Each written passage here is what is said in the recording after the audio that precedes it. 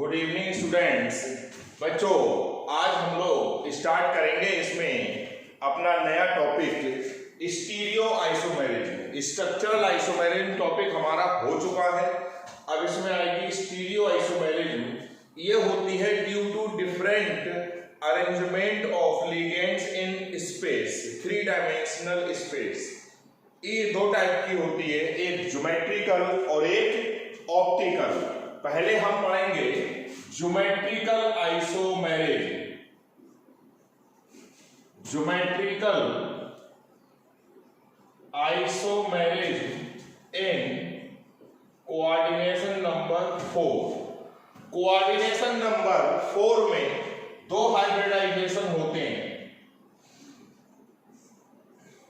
एक होता है sp3 और एक होता है dsp2। इसमें जो शेप होती है वो होती है टेट्राहेड्रल और इसमें होती है स्क्वायर प्लेनर। अब हम ये पढ़ेंगे टेट्राहेड्रल अगर हम शेप बनाने की कोशिश करें तो देखो बच्चों, इस टाइप से बन के आएगी। ये टेट्राहेड्रल ज्योमेट्री है। हर बॉन्ड एंगल है 109 डिग्री 28 मिनट। ये भी है 109 डिग्री 28 मिनट। ये भी है 109 डिग्री 28 मिनट। हर एंगल सेम है।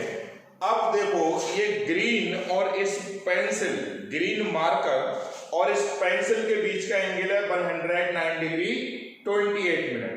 आप अरेंजमेंट चेंज कर दो। ये अभी भी देखो बच्चों, इस ग्रीन मार्कर और इस पेंसिल के बीच का एंगल सेम रहा, कोई फर्क नहीं पड़ा। लिगेंड की पोजीशन डिस्टर्ब करने से इस ज्योमेट्री पर कोई फर्क नहीं पड़ा, सेम रही ज्योमेट्री, बॉन्ड एंगल भी सेम रहा।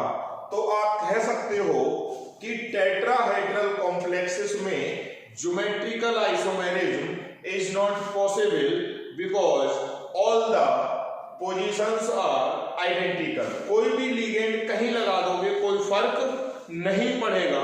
ज्योमेट्रिकल आइसोमेरिज्म टेट्राहेड्रल कॉम्प्लेक्सेस में पॉसिबल नहीं होगी। सिर्फ हमको पढ़नी है स्क्वायर प्लेनर कॉम्प्लेक्स में। और दो आइसोमर पॉसिबल हुआ करेंगे जनरली, एक सिस और एक ट्रांस। सेम लिगेंड अगर सेम साइड में है, एडजेसेंट पोजीशन पे है, तो सिस और अपोजिट साइड में है तो ट्रांस आइसोमर होगा।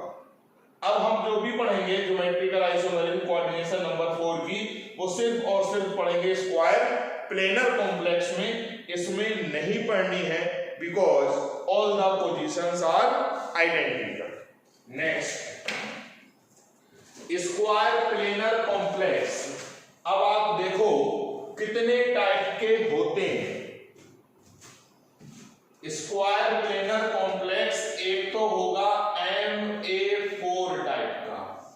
MA4 का मतलब है कि सारे लिगेंड मोनोडेंटेड हैं और सारे सेम हैं, इस टाइप से। दिस इज, इसको हमने कह दिया M और इस लिगेंड को कह दिया A, और ये 4 लिगेंड है इसलिए MA4। नेक्स्ट,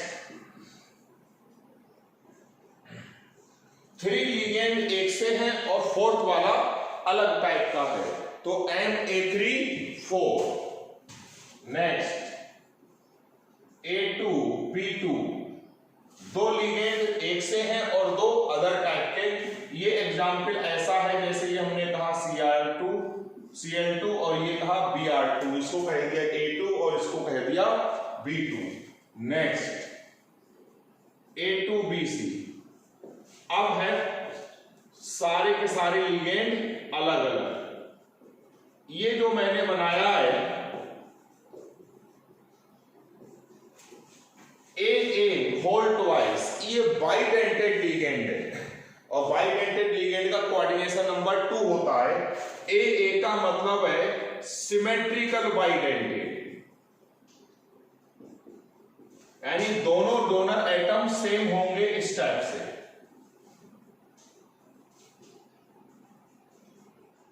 इसको हमने कह दिया A और इसको भी हमने कह दिया ए, ये है अनसिमेट्रिकल, दोनों डोनर एटम डिफरेंट, ये सब हम पढ़ चुके थे।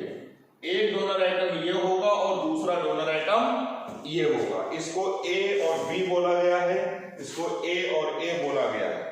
Bidentate symmetrical and bidentate unsymmetrical. इतने टाइप के कोऑर्डिनेशन कंपाउंड पॉसिबल हैं स्क्वायर प्लेनर। अब इसमें हम देखेंगे कैसे कैसे सिस और ट्रांस आइसोमर डेवलप होंगे। इसमें कोऑर्डिनेशन आइसोमेरिज्म नहीं होगी, इसमें भी नहीं होगी, क्योंकि लिगेंड को आप चेंज करते जाओगे कोई फर्क नहीं पड़ेगा, सेम स्ट्रक्चर बन के आएगा। बात आती है Na2 और B2 की। इसके दो आइसोमर पॉसिबल हैं बच्चों। इस टाइप से आप बनाओगे, सेम लिगेंड सेम साइड में, तो इसको बोलोगे सिस आइसोमर। देखो सेम लिगेंड सेम साइड में।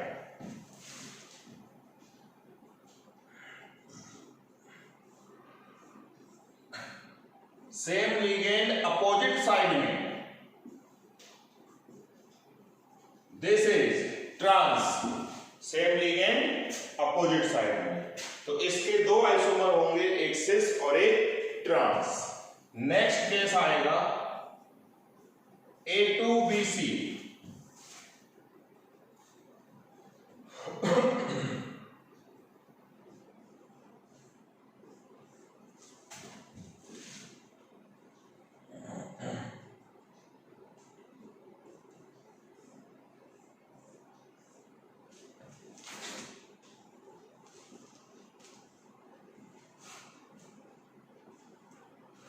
यहां पर ये दो लिगेंड देखोगे जो आपस में सेम है, ये सेम साइड में तो ये सिस और ये अपोजिट साइड में तो ये ट्रांस। ये सिस और ये ट्रांस, ये दो केस हमारे हो गए। अब आएगा MABCD। चारों लिगेंड डिफरेंट हैं। सिस के लिए बच्चों दो लिगेंड सेम होना जरूरी है, और यहां पर कोई से भी दो लिगेंड सेम नहीं है, तो इसको आप कह सकते हो कि MABCD वाला जो कॉम्प्लेक्स है ये सिस ट्रांस आइसोमेरिज्म शो नहीं करेगा, क्योंकि सिस के लिए दो लिगेंड सेम होने चाहिए और यहां पर चारों लिगेंड अलग अलग हैं। कह सकते हो it will not show cis trans isomerism because no two ligands are identical. लेकिन इसके ज्योमेट्रिकल आइसोमर पॉसिबल होंगे, अरेंजमेंट डिफरेंट पॉसिबल है। अब ज्योमेट्रिकल आइसोमर जब हम इसके बनाएंगे तो इसके 3 ज्योमेट्रिकल आइसोमर्स निकल के आएंगे, यानी it will not show cis trans isomerism because no two ligands are identical. It will show geometrical isomerism and it's 3 geometrical isomers are possible. कौन कौन से आप बना दोगे? ABCD, 4 लिगेंड लो, चारों को क्लॉकवाइज अरेंज कर दो। अब इसमें नीचे वाली साइड डिफर कर दो, यहां C कर दो, यहां D कर दो। अब ये राइट हैंड साइड वाली साइड डिफर कर दो, ये D, ये B और ये सेम रखो। तो ये 3 स्ट्रक्चर्स पॉसिबल हैं। ये तीनों एक दूसरे से डिफर कैसे हैं? A के अपोजिट में C है, यहां पर A के अपोजिट में D है, यहां पर A के अपोजिट में B है, यानी सेम नहीं है। तो इसके 3 ज्योमेट्रिकल आइसोमर्स पॉसिबल हैं। अब बात आती है इसकी, ये भी ज्योमेट्रिकल आइसोमेरिज्म को शो नहीं करेगा। मैं बना के दिखाता हूं आपको।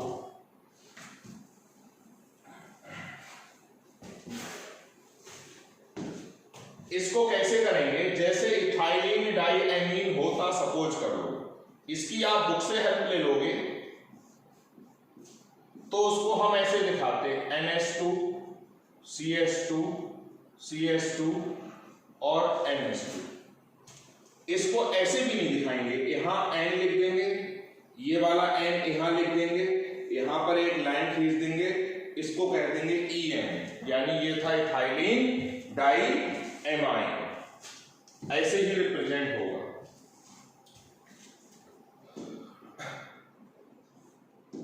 ये N और ये N, ये हो गया इथाइलिन डाई एमाइन।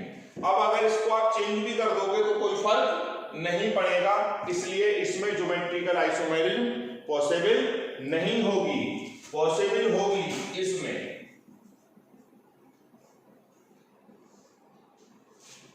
अब बच्चों क्या करोगे, N तो ये मैंने इथाइलिन डाइएमीन का लिया था, इन जनरल तो आप लोगे, ये डोनर एटम है A और ये है B, ये A और ये B।